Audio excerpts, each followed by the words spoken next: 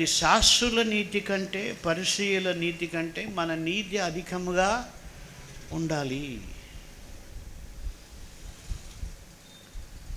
ఇక్కడ ఒక ఆత్మీయ పాఠం ఏంటంటే, శాస్త్రుల జీవితంలో పరిసయ్యుల జీవితంలో చాలా తప్పులు ఉన్నాయి. యేసుప్రభువే ఆ విషయాలు మత్తయి సువార్త 23లో చెప్పాడు.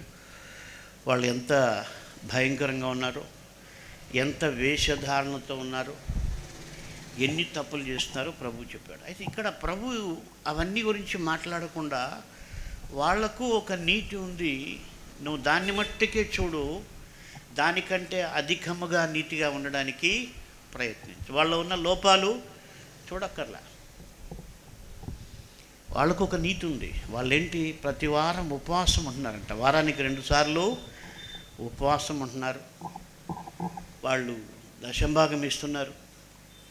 ఇంకా కొన్ని మంచి పనులు వాళ్ళు చేస్తూ ఉన్నారు. ప్రభు అంటున్నారు, మీరు ఆ మంచి పనులు చూడండి, వాళ్ళు చేసేదానికంటే ఎక్కువగా మీరు చేయడానికి మీరు ముందుకు రావాలి.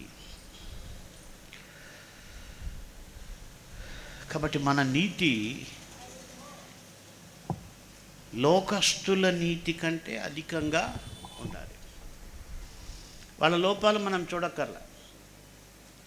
శాస్త్రుల పరిచయంలో ఎన్నో లోపాలు. అయితే ప్రభు అంటున్నాడు, మీకు అవన్నీ వద్దు, వాటి గురించి మీరు ఆలోచించొద్దు, పాటించొద్దు. అయితే మీరు చేయాల్సిందంటే, వాళ్ళకు ఒక నీతి ఉంది, దానికంటే ఎక్కువగా మీరు ప్రవర్తించాలి.